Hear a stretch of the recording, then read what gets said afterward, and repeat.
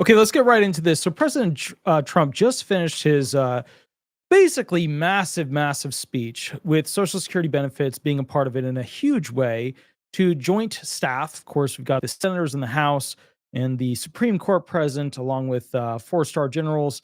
It was a mega speech. And I don't think a lot of people even knew about it until basically today that it was going to happen. We learned some massive things about Ukraine and what's going to happen with Zelensky.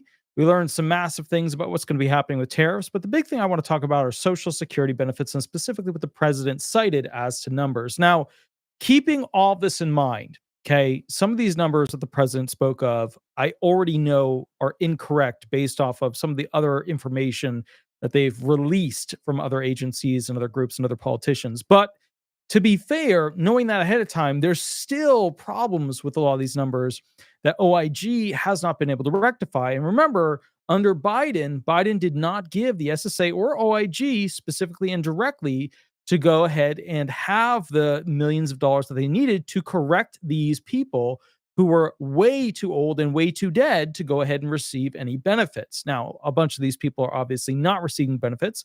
They are just on the rolls of Social Security, but not on the payment system rolls. Now, I need you to understand something very simple and very straightforward ahead of time, because one of the things that is worrying me is that many of you don't know how old Social Security actually is.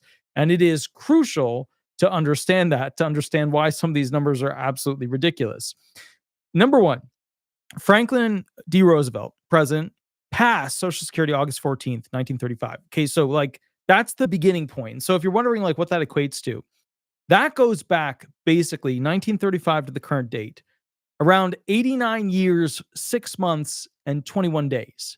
So just to be clear, when somebody is on a payment system that is older than 89 years, 6 months, and 21 days, that can be essentially a problem because, to be fair, August 14th, 1935 to March 4th, 2025, that's an issue. That's a big problem. Now, obviously, you have individuals that are potentially older than that now on the retirement system, even though it was passed after that. And I get that. That's fine. But when you start to talk about people who are 120 years old, 130 years old, 140 years old, 360 years old, you start to get into this weird land of absolute impossibility, because even with attachment of this program, with the potential of, basically having benefits be given, it's an impossibility. Now, here are the numbers that Trump gave, okay? 4.7 million 100 to 109-year-olds, okay? That's a lot. Obviously, that needs to be cleaned up.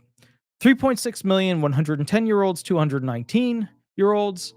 Obviously, completely incorrect, right? Just not right. 3.4 million 220 to 129-year-olds, 3.9 million 130 to 139-year-olds, 3.5 million 140 to 149-year-olds, 1.3 million for 150 to 159-year-olds, 130,000 people over 160 years old.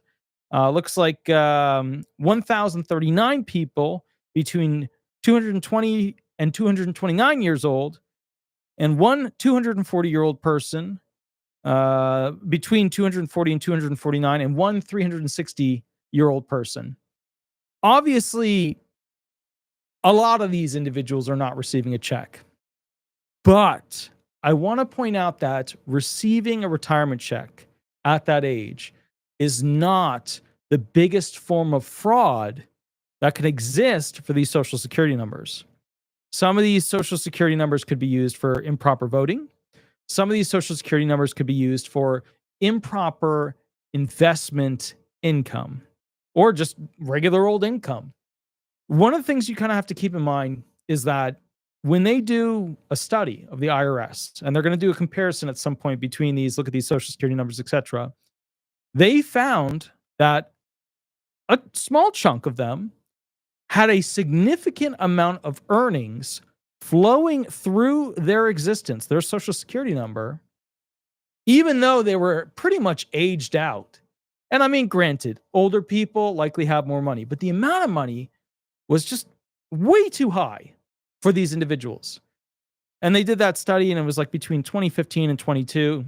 And the thing that I recognize with this that I think Trump needs to focus on and get his numbers a little bit more accurate too is that the worst form of essentially fraud occurring with the Social Security Administration is the tie that they can create with the IRS in allowing funds to be paid through these individuals so that they can play with how much taxes are paid by who. We're talking about shell games with fraud. The other thing that we need to look into is how many of these very, very elderly people have youngsters attached to them who are essentially receiving auxiliary based child benefits from the Social Security Administration. As you know, we did a video specifically outlining a Social Security employee who found multiple people that she believed had died. And she went ahead and created fake children inside the Social Security Administration system as a specialist. And she went ahead and had those funds for child auxiliary benefits as survivors transferred to an account, transferred through PayPal, and then transferred it into her account. Now, obviously, district attorneys went after her, OIG went after her, etc. But what we went through in that video, which I think was very important, and I'm summarizing because I want to get to this other stuff that's part of his speech, is that a lot of people believe automatically that the Social Security Administration's internal system can't be beat. But now most of you know, who have been watching this channel, that there are different levels of a computer program. If you have lower levels, you have users. And then you go through all these different levels until you get to the ultimate admin super users. And in the very beginning, lower levels, you have to put exactly in as to what's expected from allowable options. Then you can start to modify those options. Then you can start to code in new things for new sections, new categories. Then you can start to code in, different sections or divisions of the program until you get all the way to the top, in which case you can literally code whatever you want. You can create whatever you want inside the Social Security Administration's digital programs, the highest level of coding for the super admins. The point I'm getting at here is that it's not a perfect system. We wouldn't expect it to be, right? There is no perfect system. All digital systems that are used on a wide format, widespread system, massive agency-wide, administration-wide system, have backdoors, they have problems, etc. And as a result of that, the problem we run into is that our most cherished Social Security numbers, our most cherished, benefits that we paid in all these years, the information can be stolen, the information can be used against us. Now, with that said, there were a lot of statements there. He made another statement related to disability benefits that obviously is a reflection on Social Security as well, which is he stated that 1 in 36 kids have autism. Now, I'm going to be very straightforward with you, and some of you are going to be mean towards me about it, but autism is used as a study aid crutch for a lot of kids. Some truly have autism that limit them. And we give them the benefit to have, additional study time, notes for their exams, etc. As we should. Some people don't have autism, and they use it essentially as a crutch to gain an advantage for studying. It's similar in idea to people taking certain types of study drugs. When I went to law school, I didn't take study drugs. I saw a lot of my friends and fellow classmates taking study drugs. It was an advantage that they had when it came to mass studying, mass memorization, to basically achieve a better score, which means that you got to stay in the program longer. And I will say this because a lot of people don't realize this, but with law school, after the first semester of a 3-year period, 1/3 of the entering class is kicked out. After the third semester, another third of the entering class is kicked out. So you only have 1/3 left that goes and takes the bar exam. This is because the Florida bar, like many bars, does not want there to be too many attorneys basically in a state, because then it drives down the value of the attorneys. So they kick out a lot of people. Now, I want to point out something that I think is important when it comes to Trump. When I was in law school, okay, I passed through, triple pass on the bar exam. Did very well, especially towards second year and third year, okay? Did very, very well with my grades. This was because I feared being horribly shamed and basically, just put in this despicable corner by my mother if I didn't pass. My mom's Jewish, and Jewish people, we become lawyers. We pass doctorate level, degrees, and not just PhDs, like medical and doctorate, the professional degrees, the really, really tough degrees. PhDs in math, very difficult, but when it comes to professional degrees, right, your doctors or lawyers, that's another level way above a PhD. Okay. Although some of the science degrees obviously are up there with us, but a lot of the reading and history and yada yada is not even close. Okay. You have the brightest minds competing to destroy each other for a spot, to have a title, to be able to make money off of that title. My father would have had great shame on me, or would have seen me as this great, pathetic, shamed thing, because he was a lawyer, very fancy lawyer in New York City, aviation law. Although, to be fair, he worked his way up literally from, he was a plumber's assistant. He had shit jobs just like I had shit jobs. I worked at Starbucks. I worked in music stores, a stock boy. I did all that shit. I had a lot of intro jobs. So when a lot of people are like, you don't know what it's like, I worked on a farm shoveling shit for years, into out of stalls, moving this stuff, moving that stuff, doing this, throwing it into, taking the tractor down.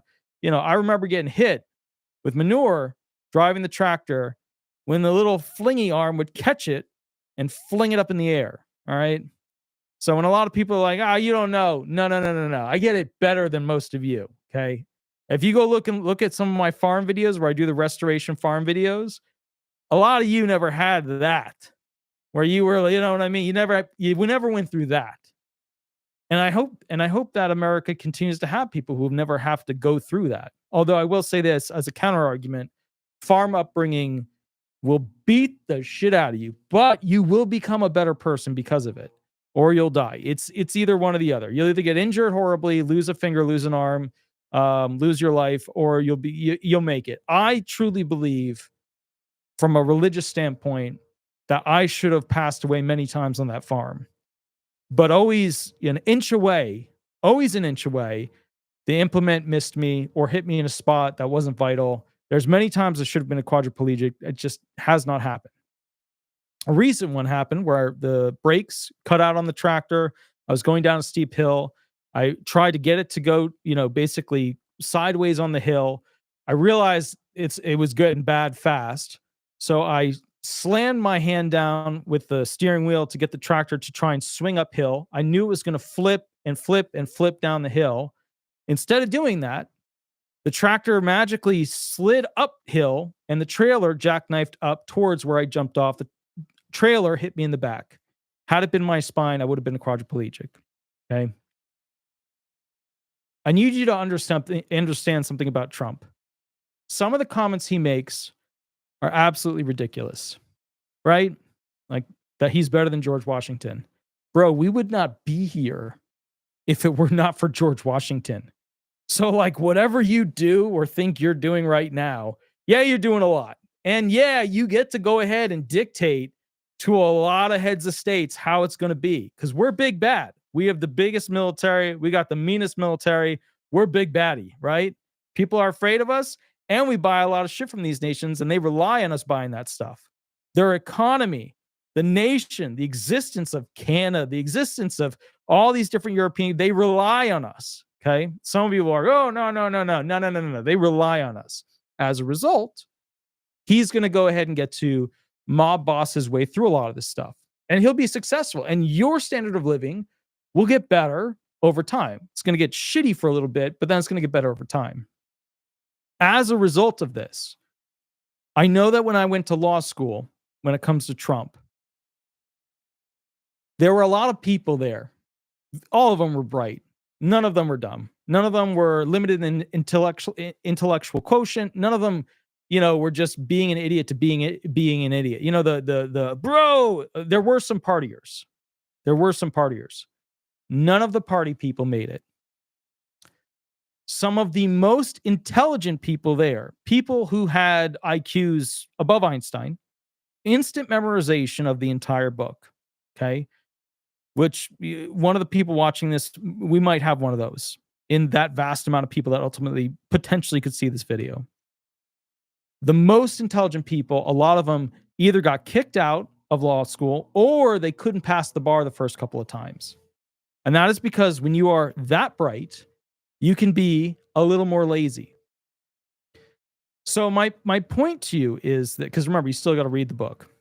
My point to you is this: the people who made it in law school either believed that they themselves were the ultimate in greatness, and they had this ego where they were like, working crazy hard to uphold themselves to this bullshit ego of greatness that they had and they viewed themselves as.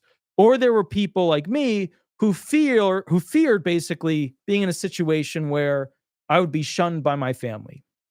So you had those two success stories, the ultimate ego people and the people who were afraid to be shunned for the rest of their life. And so as a result of this, I need you to understand this. Trump is part of he believes he is the chosen one. He believes he is the definitive, the ultimate. Those people tended to succeed very well with very difficult tasks because they feared letting themselves down and whatever they believed themselves, this grandiose whatever, more, right, than the potential option of taking it easy, the potential option of treating themselves well. Now, you compound that for Trump with, being shot at, being shot, going through, which, keep in mind, I represent a lot of criminals. All right. Some of you don't like that about me. Some of you don't like the types of criminals I represent. I represent some of the nicest, most amazing, most moral, ethical people on this earth. And then I also represent the criminals that should be in the deepest, darkest cells on planet Earth. I represent the entire swing, the full rainbow effect, the whole left, the whole right, all of them. And I will say this: when it comes to Trump, he had more felony charges than some of the absolute worst ones that I have. That, coupled with his extreme, massive view of himself, is going to force him to work late into the night. It is going to force him to nonstop push and push and push and push.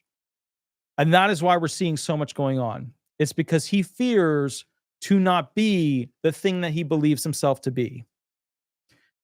If Americans can figure out a way to grab that and manipulate it to their benefit, Medicare, Social Security, right? Better standards of living, reduced costs of buying groceries. This cost of living is shit. The cost of living adjustment that they give us each year is total shit.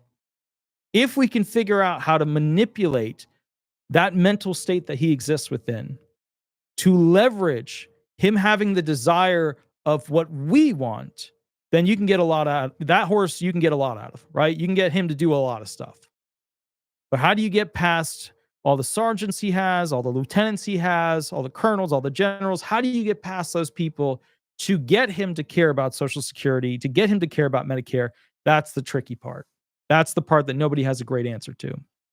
Now, I want to go ahead and go through a couple of things real quick. All right.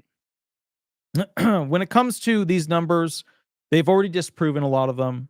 I know that Elon found some of them. There were some, digital recreation issues. There were some, actual age, number issues with how they were lined up, how they were read.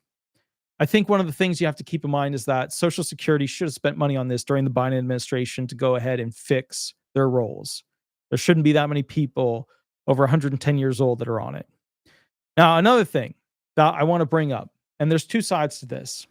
He brings up essentially what's happening with transitioning kids, what's happening with, individuals that are being told by their teachers that they can go ahead and do this, to go and do some sort of surgery at a very young age without the parents knowing, and go through this process.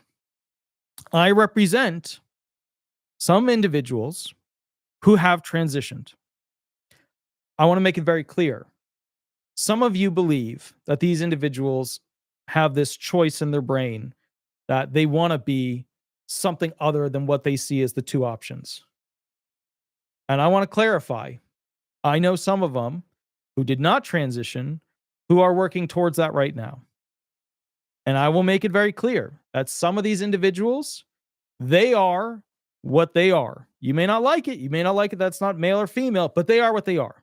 They're always going to be in the middle ground somewhere on it. Okay. And as a result of that, what we have to keep in mind is that we need to stick with when is the child capable of making adult choices related to bodily change. We do it with alcohol. We do it with cigarettes, right? We're considering what we're going to be doing with types of potential drugs on the market that are currently, considered to be illegal. We will create a lot of disabled individuals if they transition at too young of an age. Now, that could be a mental and or physical result. And I have both of them that I represent. And I want to tell you why. When they undergo these chemical changes, when they undergo these surgeries, some of them are very successful. And I'm very glad that they are, because they're very happy people and their life is now more on track with the direction they want to go. Some of them are not. And for the rest of their life, they have to go into disability benefits because of those changes. From a legal standpoint, I'm all for them to be able to make those changes once they've reached an age where they can make that choice as an adult. Now, some of you will say that that is 13 years old. Some of you will say that that's 15. 18 was a classic one. 21, the more new one. I don't know. Could be 25. But you guys all have to figure out where that's going to be. Because if we allow them to do this transition too young, it's going to create a lot more disabled individuals as a result of the chemicals or the surgery not always rendering an individual that's going to be healthy for the rest of their life. And we have to keep that in mind, okay? You also have to be aware that the counter argument to it is that they're never going to change. They are the way that they are, and that's the person that they feel they are. But if they don't have the opportunity to grow into that person or choose to reject that person, it's just too early and it creates disabled people. And our goal in America is not to create more disabled people. Now, he brought up basically making Americans healthy again. There are significant amounts of chemicals in America. I mean, you just go look at ketchup. Look at what's in your ketchup versus what's allowed in Europe. If you go over to Europe and you eat in Europe, you'll notice the food tastes different. That's because it has regular ingredients in a lot of their food. America has, unfortunately, created the system where basically there's all kinds of chemicals put into foods to addict you to those foods. And as a result of that, a lot of disabled people at an unfair level and retired people are using those types of chemicals. Why? Because the more expensive the food, the more organic the food, the more natural processing the food, yada, yada, the more expensive it is. Well, who tends to have not a lot of money? That would be our fragile class. Our fragile class includes, among other individuals, our retired and our disabled. Our retired and disabled are part of the fragile class because they can't work as much as they used to. And as a result, they don't have that much money, which means they got to buy the cheaper food, which means they're buying the food that is not as good as it should be for them. I'm really excited to see, although I don't know if he'll survive it, this man, Kennedy, going up against these major food producers. I do not believe that he will be successful. I do not believe he will be successful. As powerful as the Kennedys are, although it seems like all the other Kennedys are against him, as powerful as the Kennedys are, I do not feel that they will be successful against these mega food industries. And if you will go and look at who owns what, you will notice that companies who own chocolate and companies that own food and companies who own pharmaceuticals and companies who own all kinds of stuff, dog food included, cat food, pet food, whatever. The bottom line is that they're usually owned and bought up by the same families and run by the same families. As a result, they are mega money people. They have wrath of God money, which is why when it comes to Kennedy, I hope he's successful. I hope we can make our food system more like Europe's. I do not believe he will be because I don't know how he's going to beat them. They just have too much money. And that's unfortunately in America, our pharmaceutical business, our food system, we run into titans like that. Next thing that he stated, military recruitment is at an all-time high as quoted by President Trump, 15-year high.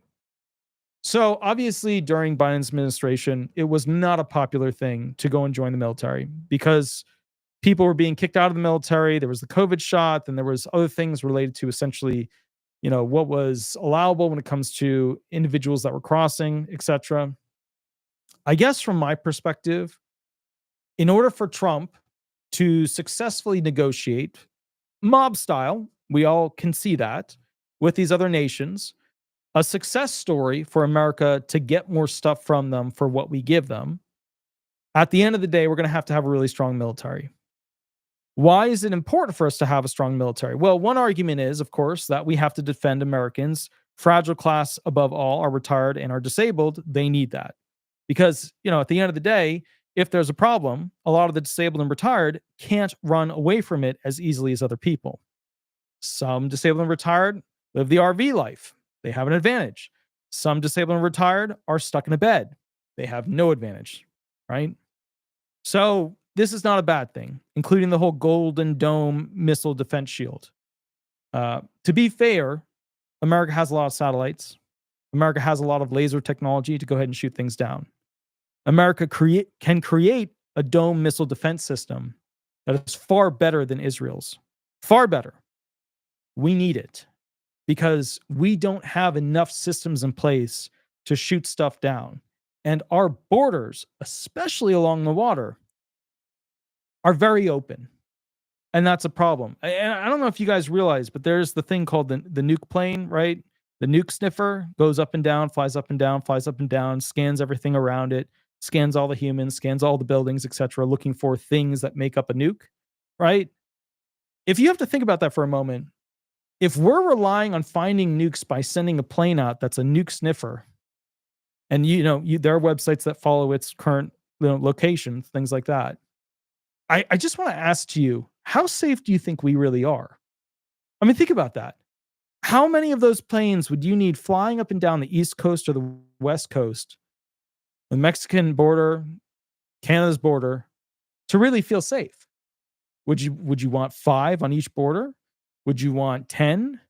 Would you want 20? I mean, 20 is probably a more reasonable number. They don't have that. Not even close. Another thing, reclaiming the Panama Canal.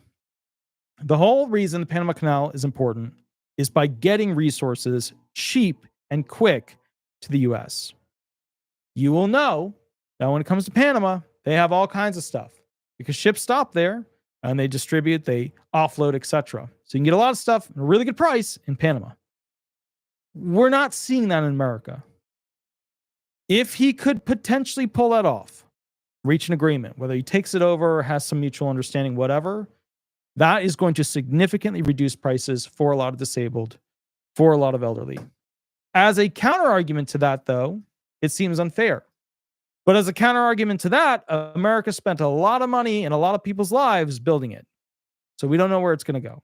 Okay. Now, I think one of the big things you have to understand about the future of where the Social Security Administration is going. Now that you know there's going to be a 7,000 person cut, you know that they're ramping up essentially CDRs. And every day I get 3 to 4 calls from people who want to know essentially with their situation, what's going on inside the SSA when it comes to their CDR. Every single day. Those people call me and they do that 1-hour private session and they walk me through what they've been sent, what they're worried about, what's in their accounts, what happened, etc. I want you to understand something.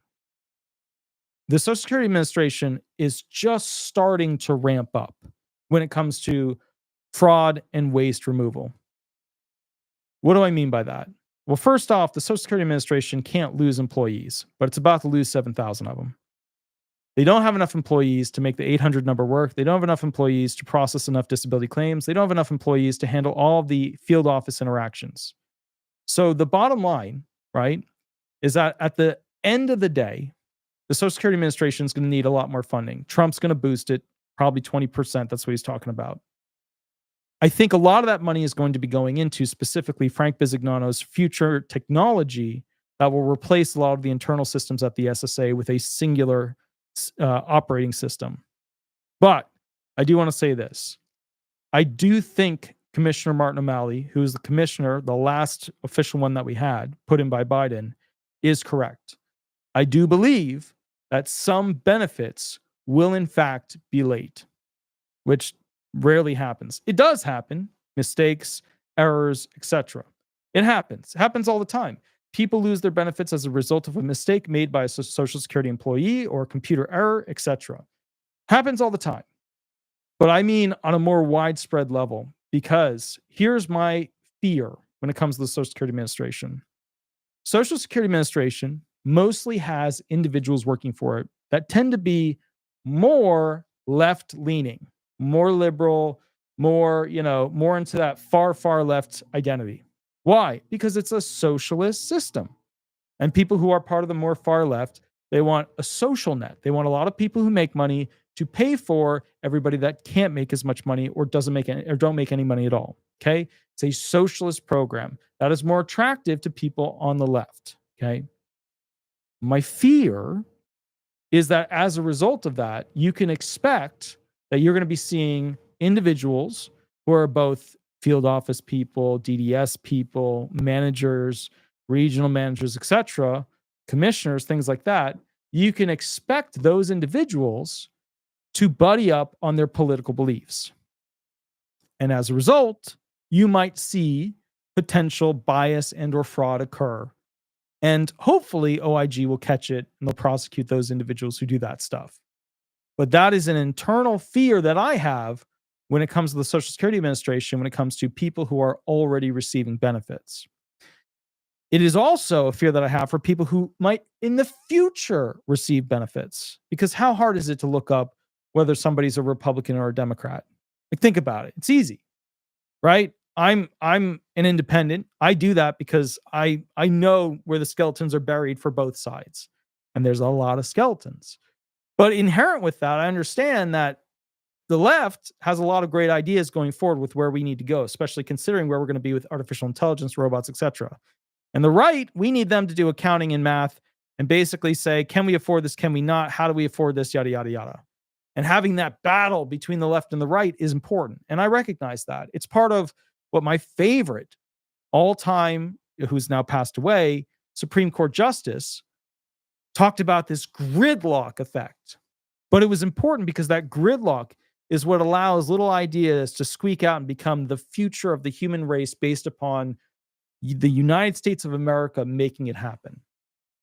So my point to you is really this. I think in the future, over the next 6 to 9 months, the Social Security Administration is going to be going through some really difficult times. Some of you believe that only 7,000 people are going to leave the Social Security Administration. I don't believe that. What I believe is that there's going to be a mass walkaway because the benefit options are there.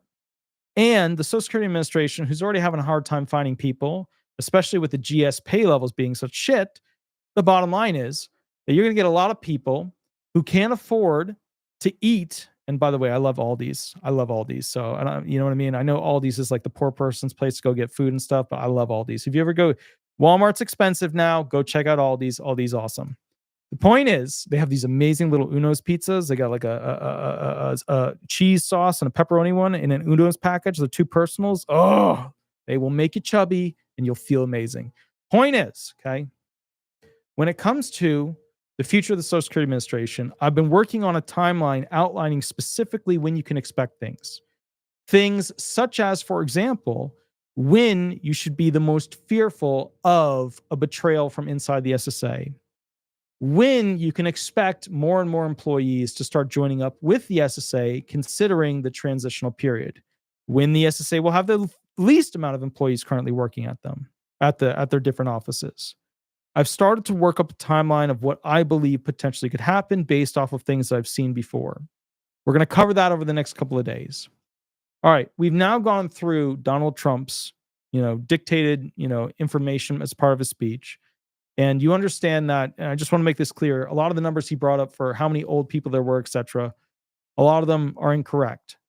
But if you get a chance, you have to understand the main thing to focus on is that having a bunch of old people not getting checks for the most part above 110 years old, that's a problem, but it's not a big problem. The main problem is what's happening with those individuals and the accounting specifically for investment income and also traditional income. The reason why is that flowing through those people, flowing through their Social Security numbers, are basically all of these different things that are, profits and opportunities and tax refunds and this and that.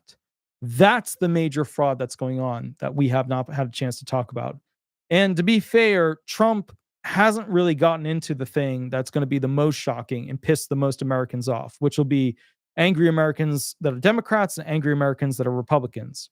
When Trump starts to get into the whole SSI situation and reviewing essentially, the SSI people that are entrants and who's been allowed to go on to SSI benefits, who's gotten the 7-year, who's gotten the 2-year up, or even when basically children are given benefits, but their parents are not, in fact, citizens. There's going to be a lot of things there that are going to be very, very spicy. So you can expect a lot of Americans to be quite angry. Now, I want to point out one final thing.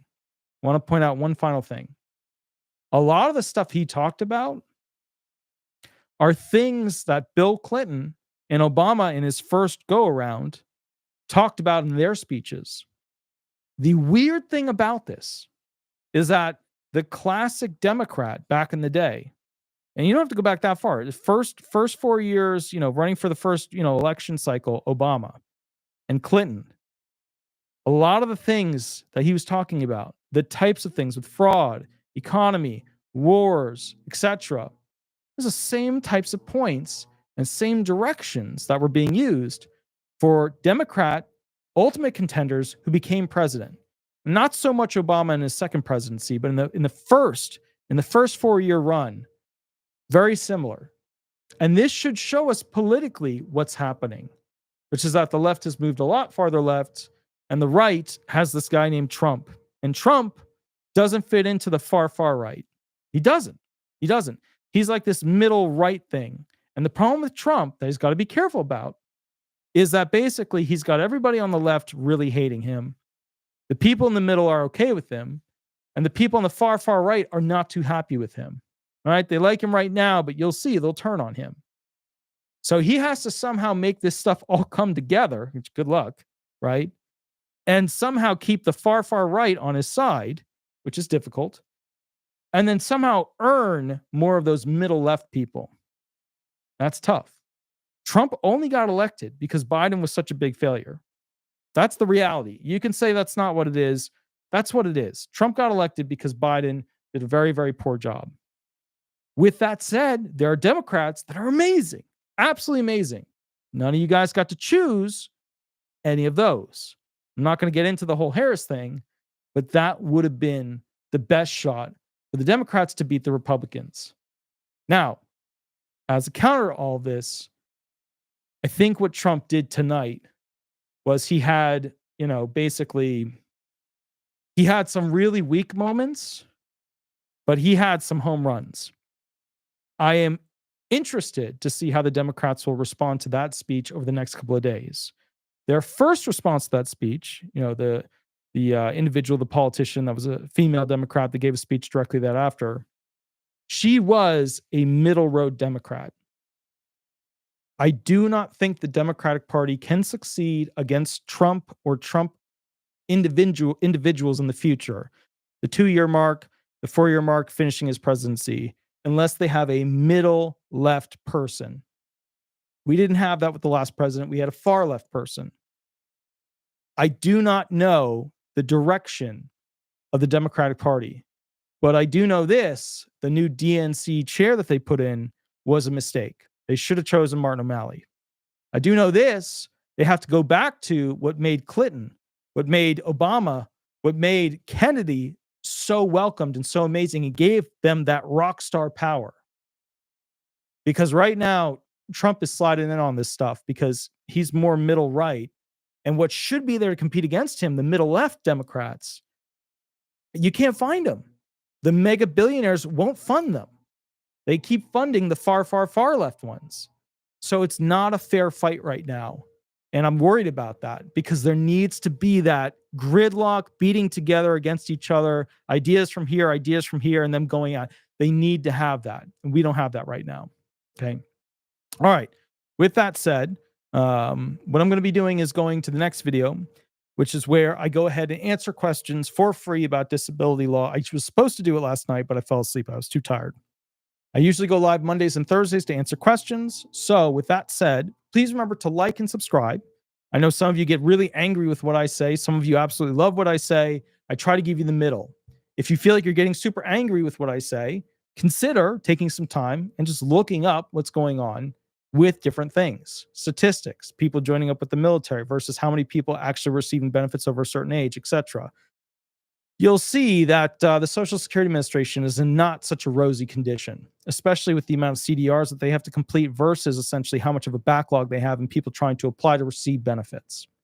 With that said, I will catch you at the next video. Attorney Walter Hnot, please remember to like, please remember to subscribe. Head over to Google, type in Disability Resolution PA, throw some stars up there. I always love seeing those. It always cheers me up. I will catch you a little bit later. Give me about 10 to 15 minutes for the next video. I usually go live on Mondays and Thursdays, although today's Tuesday. And if you need a private hour, mini contract is below. I will catch you a little bit later. You have a wonderful, wonderful night, and I will see you all in about 15 minutes. I'll catch you soon. Thank you so much, Attorney Walter Hnot. Bye-bye, everybody. Bye-bye.